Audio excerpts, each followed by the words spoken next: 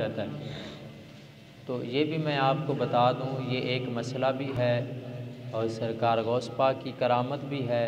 کئی ساتھی بس محبت میں مناتے ہیں لیکن انہیں یہ نہیں پتہ کہ یہ ہے کیا۔ تو یاد رہے کہ سرکار غوث پاک رضی اللہ تعالی عنہ آپ ہر مہینے کی 12 تاریخ کو مدینے والے مصطفیٰ کا میلاد منایا کرتے تھے اور لنگر بانٹا کرتے تھے، شرینی تقسیم کیا کرتے تھے۔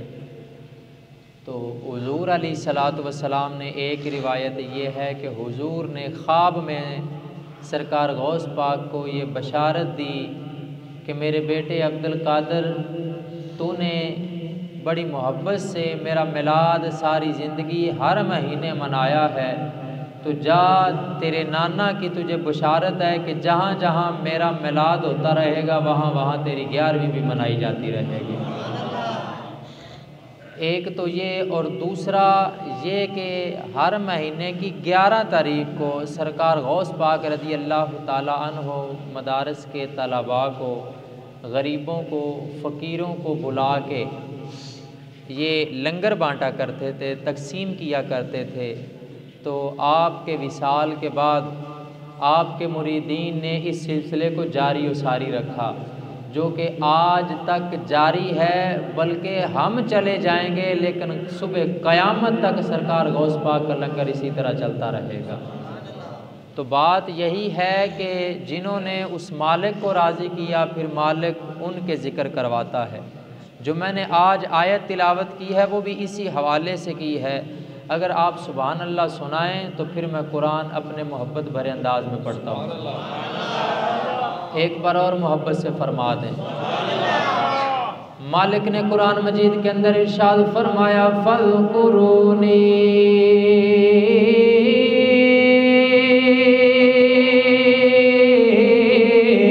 اذْکُرْکُمْ وَاشْکُرُوا لِی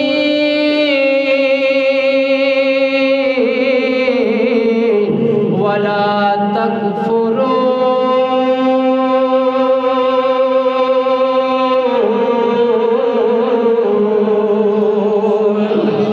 اللہ کا سچا قرآن، اللہ تبارک و تعالیٰ نے ارشاد فرمایا اے بندے پہلے لفظی ترجمہ سماعت فرماؤ، فرمایا فَاذْکُرُونِی، پس تم میرا ذکر کرو، اذکرکم، میں تمہارا کروں گا۔ فرمایا وَاشْکُرُوا لِی، تم میرا شکریہ ادا کرو، وَلَا تَکْفُرُونَ،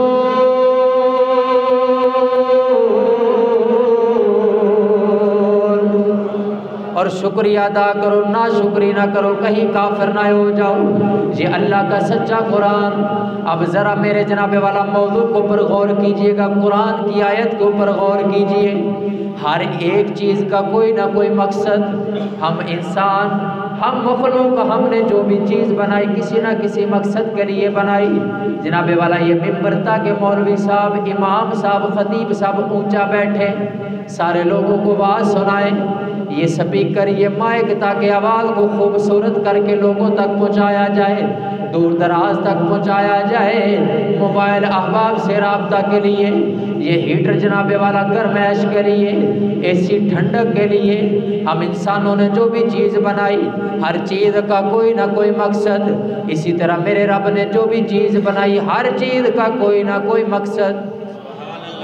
اللہ کی بارگاہ میں عرض کریں میرے مولا تو نے جو بھی چیز بنائی کسی نہ کسی مقصد کے لیے بنائی ہے۔ میرے مالک ذرا یہ بتا حضرت انسان کو کیوں پیدا فرمایا ہے؟ تو اللہ تعالیٰ قرآن میں واضح فرماتا ہے، فرمایا وَمَا خَلَقْتُ الْجِنَّ وَالْإِنسَ إِلَّا لِيَعْبُدُونَ،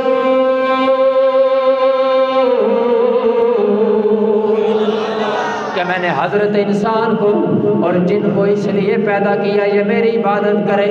آج ہم نے تو اپنے اپنے مقصد جناب والا نکالے ہوئے ہیں۔ کوئی کہتا میں ملازمت کے لیے بنا، کوئی کہتا میں تجارت کے لیے بنا، کوئی کہتا میں سونے کے لیے بنا، کوئی کہتا میں فلم و ڈرامے کے لیے بنا، کوئی کہتا میں کسی چیز کے لیے، کوئی کہتا کسی چیز کے لیے۔ بھائی اللہ کا قرآن سچا، فرمایا حضرت انسان تیرا کوئی مقصد نہیں، اگر مقصد ہے تو سچے رب کی عبادت ہے، سچے رب کی عبادت۔ جب ہم اس کی عبادت کریں گے یہ دنیا کے کام بھی ہو جائیں گے، تجارت بھی ہو جائے گی، ملازمت بھی ہو جائے گی، یہ ضرور کریں، لیکن اصل مقصد تیری تخلیق کا، تیری پیدائش کا اللہ تعالیٰ کی عبادت۔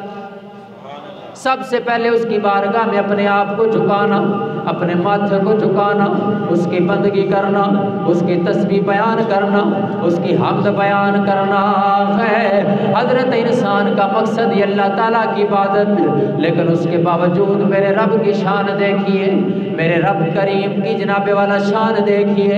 رب اس کے باوجود فرماتا ہے، فرمایا فَاذْكُرُونِی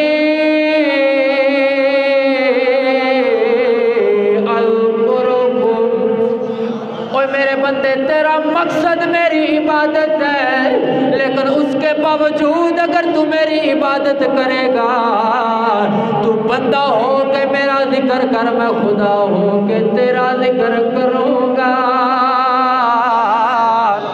اور حدیث قدسی اللہ تبارک و تعالیٰ نے ارشاد فرمایا، رحمتی علی غضبی،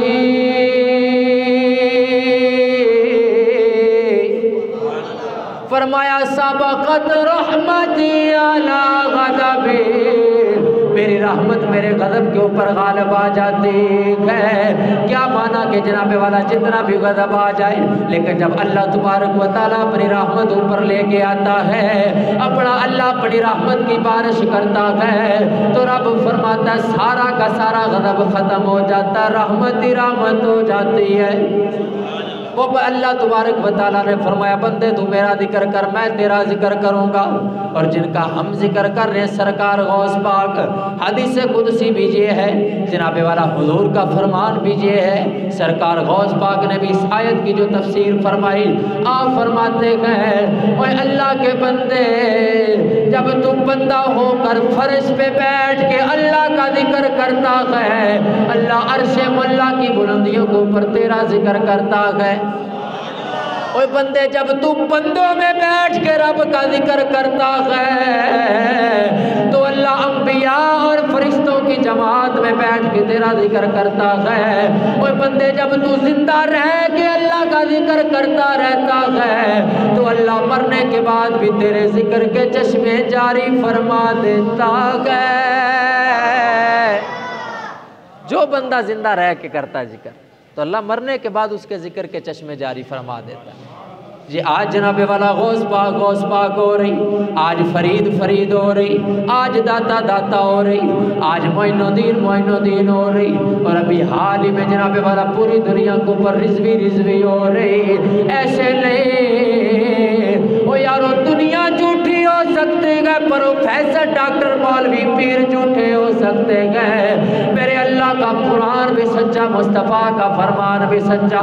آج لوگ ان کا ذکر ایسے نہیں کر رہے، انہوں نے ساری زندگی اس رب کا ذکر کیا ہے، اللہ نے ان کے مرنے کے بعد، ان کے وصال کے بعد، ان کے انتقال کے بعد ان کے ذکر کے چشمے جاری فرما دیے۔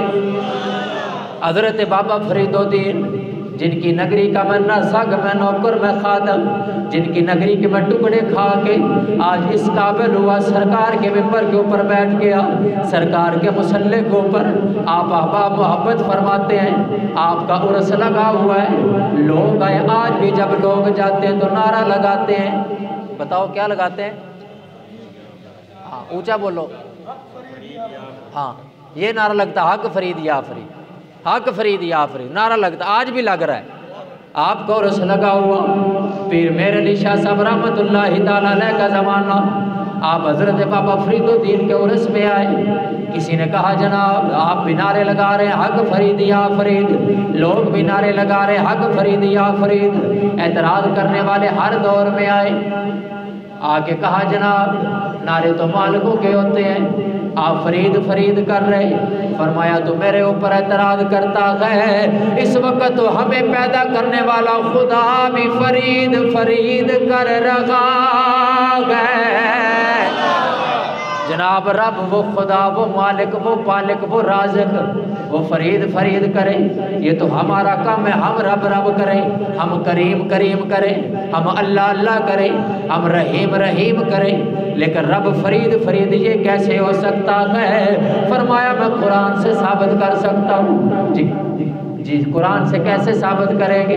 آپ نے قرآن کھولا دوسرا سپارہ، یہ آیت نکالی، آپ نے فرمایا اس آیت کو پڑھ، کہتے ہیں جی فَاذْكُرُونِی اذْکُرْکُم، فرمایا ترجمہ کر، جی رب کہتا ہے تسی میرا ذکر کرو میں تہاڈا کراں گا۔ جی رب آکھدا تسی میرا کرو میں تہاڈا کراں گا، تو فرمایا دس پھر فرید نے رب دا ذکر کیتا کہ نہیں کیتا؟ بولو تو صحیح یار، رب نے فرید دا ذکر کیتا کہ نہیں کیتا؟ جناب کیتا، تو فرمایا جناب رب دا سچا وعدہ جن نے میرا ذکر کیتا میں اودا ذکر کیتا۔ ہاں آج یہ ایسے فرید فرید، رضوی رضوی، داتا داتا، غوث پاک معین الدین نہیں ہو رہی، انہوں نے مالکوں کا ذکر کیا ہے، مالکوں نے آج ہماری زبانوں سے ان کا ذکر کروایا۔ ہاں اور جتنے مرضی کو مخالفین آ جائیں، جس کی عزت رب بلند کرے، وا تو عز من تشاء وا تو ذل من تشاء۔ ہاں آج تے زنا کر کے لکھیا ہوندا ہے باہر بورڈ تے وا تو عز من تشاء وا تو ذل من تشاء، یہ بھی سمجھا کرو یار کچھ۔ ہاں زانی شرابی ڈاکو چور آپ دے اشتہاراں تے لکھی کھڑوتے ہوندے نے الیکشن دے دوران، جی وا تو عز من تشاء وا تو ذل من تشاء، میں کہ جناب او وا تو عز من تشاء اور ہوندی ہے، اور ہے اے ذلالت والی ہے، او عزت والی ہوندی ہے۔ ہاں یہ تو تسی آپ کرواندے جے نا، وہ پھر مالک کرواندا ہے، وہ مالک کرواندہ ہے، مالک دا سچا وعدہ کہ لوگو تسی میرا ذکر کرو میں خدا ہو کے تہاڈا ذکر کراں گا۔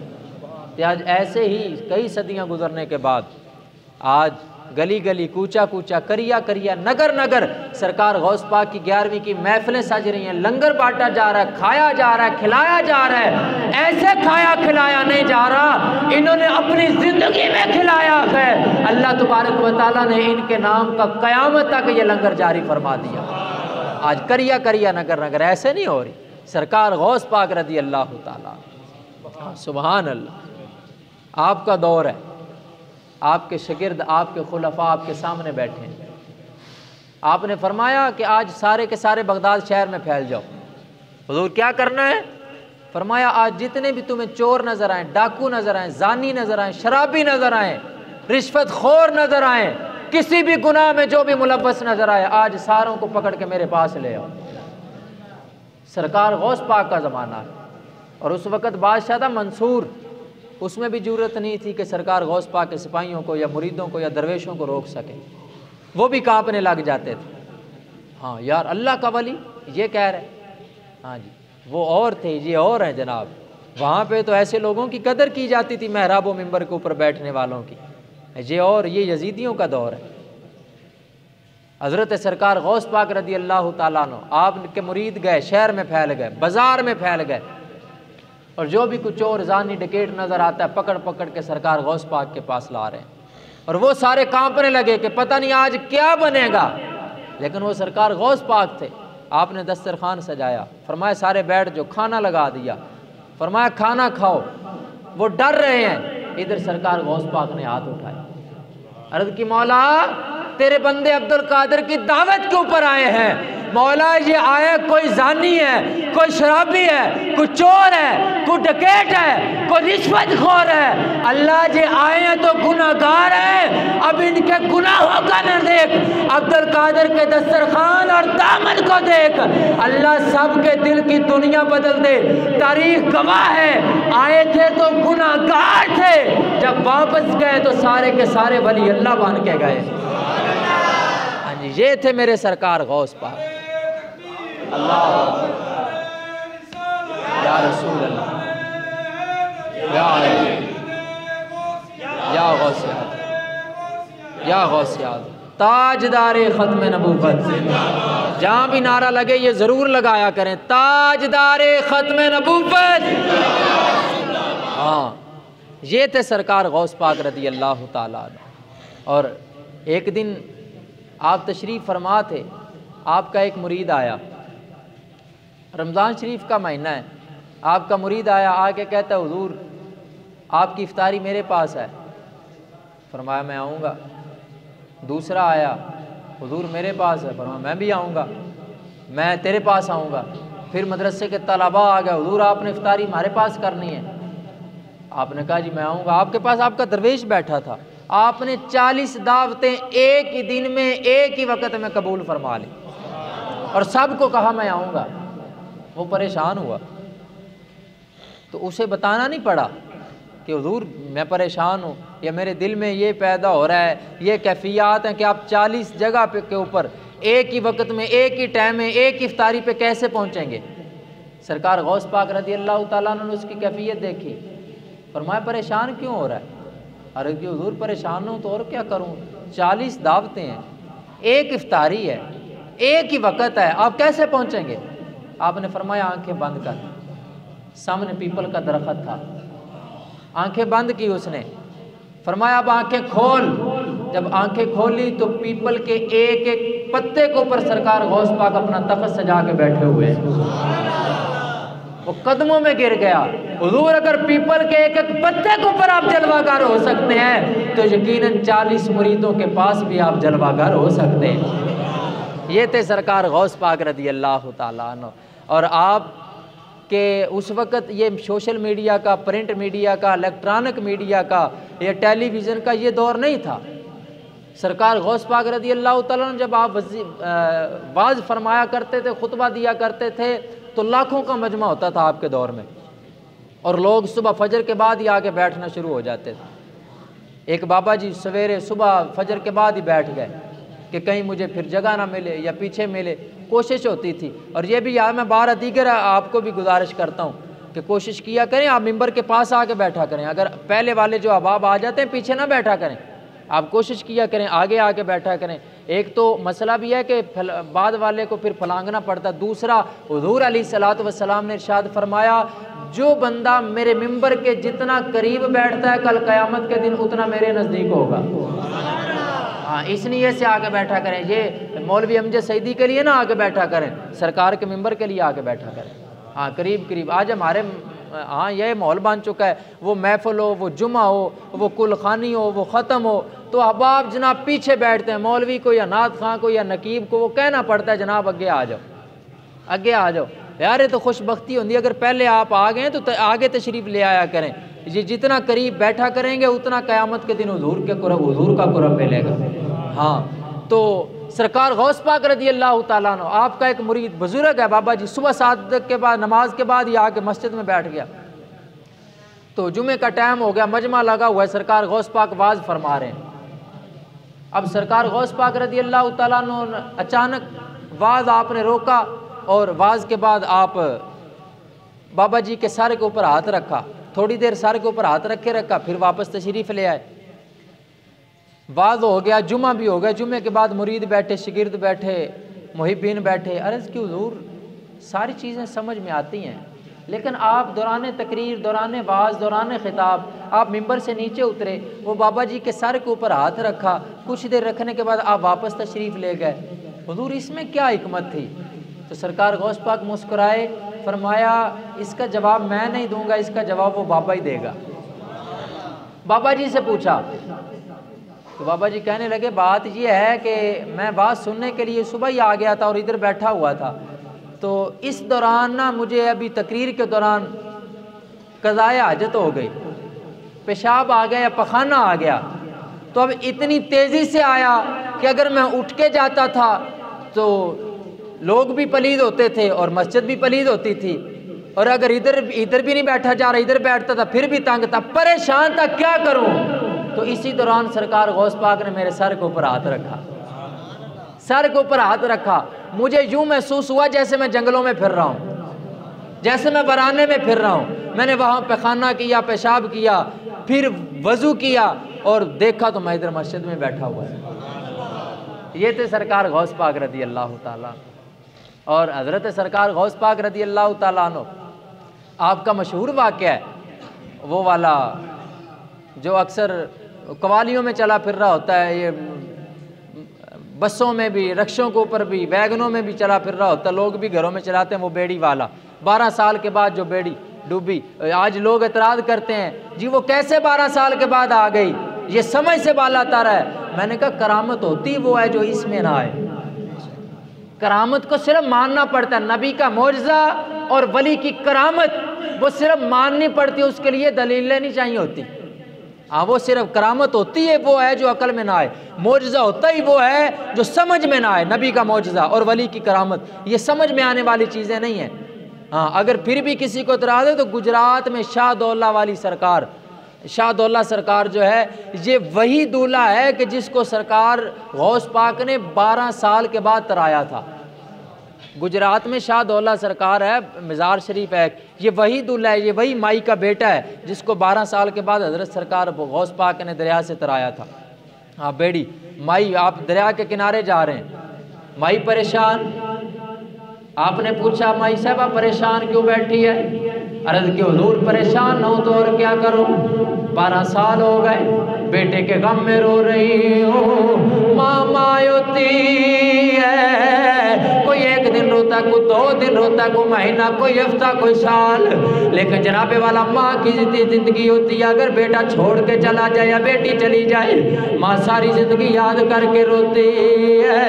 12 سال گزر گئے، ماں ابھی تک بیٹے کو بھولی نہیں، دریا کے کنارے بیٹھی رو رہی ہے، پریشان ہے۔ سرکار غوث پاک رضی اللہ تعالیٰ عنہ آپ کا گزر ہوا، فرمایا مائی صاحبہ پریشان ہے، عرض کی حضور پریشان نہ ہو تو اور کیا کروں، 12 سال ہو گئے، میرا بیٹا شادی کر کے واپس آ رہا تھا، اپنی دلہنیا کو لے کے آ رہا تھا، پوری برات بھی ساتھ تھی، جب دریا کے درمیان پہ پہنچے تو بیڑی ڈوب گئی۔ 12 سال ہو گئے، آج بھی بیٹے کے انتظار میں بیٹھے ہو۔ سرکار غوث پاک رضی اللہ تعالیٰ عنہ فرمانے لگے مائی پریشان ہو، تیرے سامنے جو کھڑا ہے یہ کوئی عام نہیں، محمد کا نوکر عبد القادر ہے، جس کا قدم تمام ولیوں کے گردنوں کے اوپر ہے۔ حضرت بابا فرید الدین گنج کرامت اللہ تعالیٰ علیہ آپ تشریف فرماتے واز فرما رہے تھے، اچانک فرمانے لگے قدمہ علی رکبتی، قدمہ علی رأسی، قدمہ علی قلبی، مرید عرض کرتے ہیں حضور آپ فرما رہے قدم علی قلبی، قدم علی راسی، قدم علی رقبتی۔ حضور وہ کون سی ہستی ہے جس کا قدم آپ کی گردن کے اوپر، جس کا قدم آپ کے سر کے اوپر، جس کا قدم آپ کے دل کے اوپر۔ حضرت بابا فرید الدین فرماتے ہیں تو ولیوں کا امام عبد القادر ہے۔ ولیوں نے تو کہا کہ ان کا قدم ہماری گردنوں کے اوپر، میں تو یہ کہتا ہوں عبد القادر کا قدم فرید الدین کی آنکھوں کی پتلیوں کے اوپر بھی گئے۔ حضرت سرکار غوث پاک نے فرمایا مائی صاحبہ پریشان ہونے کی ضرورت نہیں، جو تیرے سامنے کھڑا ہے یہ کوئی عام نہیں، محمد کا نوکر عبد القادر ہے،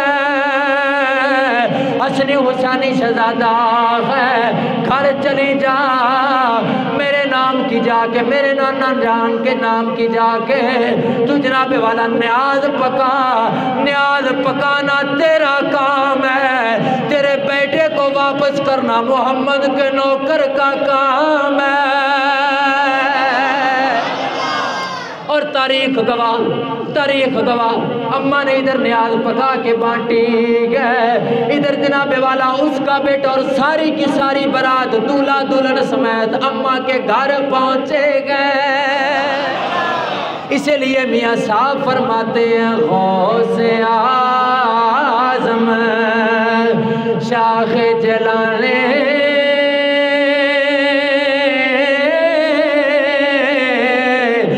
نظر کرو ایک باری،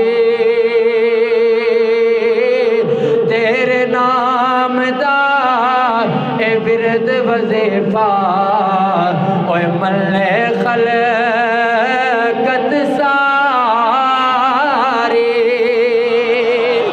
تے حضرت پیر باؤ بھی فرماندے نے کہ بغداد شہر دے کی نشانے تے اچیاں لمیاں چیرا ہو تن من میرا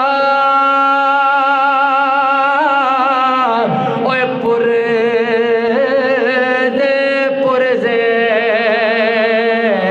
تے جویں درزی دیاں لیراں ہو بغداد شہر دے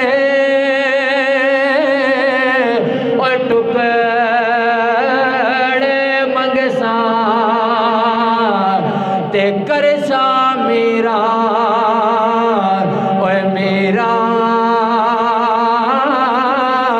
ہو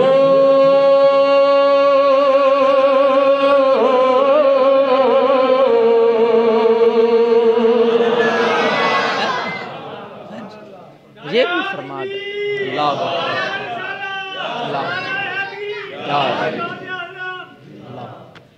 ہاں محبت سے، اخلاص سے، ادب سے ان کی 11ویں پکا، پھر دعا کر۔ اللہ کی قسم ہے وہ مشکلیں جو دنیا کی کوئی طاقتور شخصیت حل نہیں کر سکی، سرکار غوث پاک حل فرمائیں گے۔ اخلاص شرط ہے۔ کل بروز ہفتہ 12 دسمبر بعد نماز عشاء آپ کی اسی مسجد میں عظیم و شان سالانہ محفل جشن غوث الورا بڑے پیر کی بڑی 11ویں شریف، اور بڑے پیر کی بڑی 11ویں شریف اور جو ہستی تشریف لا رہی ہے وہ بھی بہت بڑی، سبحان اللہ، جگر گوشہ حضور غزالی دماء، ہاں جی، وارث علوم راضی دوران حضور قبلہ پیر سید ارشد سید کاظمی شاہ صاحب دامت برکاتہم القدسیہ۔ انشاءاللہ نماز عصر کے فوراً بعد حضرت کا خطاب شروع ہوگا، اور آپ جانتے ہیں اس میں جس شان سے لنگر ہوتا ہے، چونکہ ذکر ان کا بلند ہے، وہ ہستیاں بلند ہیں، اور ان کی شان جو ہے لنگر بھی بڑا وسیع ہوتا ہے۔ آپ احباب بھی جو حصہ ملانا چاہتے ہیں جلدی فرمائیں، آپ یا حافظ صاحب آتے ہیں، جن کے پاس طاقت ہے کوشش کریں 11ویں کے نام کا